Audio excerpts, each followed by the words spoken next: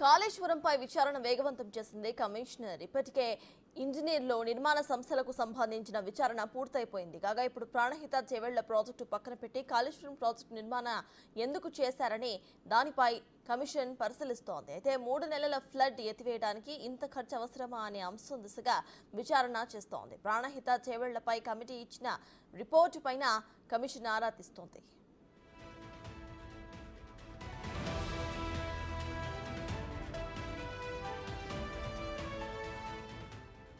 Retired ఇంజనీర్లు ఇచ్చిన రిపోర్టుల ఆధారంగా ఆక్షన్ ఎందుకు తీసుకోలేదని ప్రభుత్వానికి కమిషన్ ప్రశ్నించింది. రిపోర్టును కమిషన్కు ఇవ్వాలని జస్టిస్ చంద్రఘోష్ ఆదేశించారు. జూలై మొదటి వారంలో ఎన్డీఎస్ఏ, పూణే సంస్థల రిపోర్ట్ కమిషన్కు సబ్మిట్ చేసే అవకాశం కనిపిస్తోంది.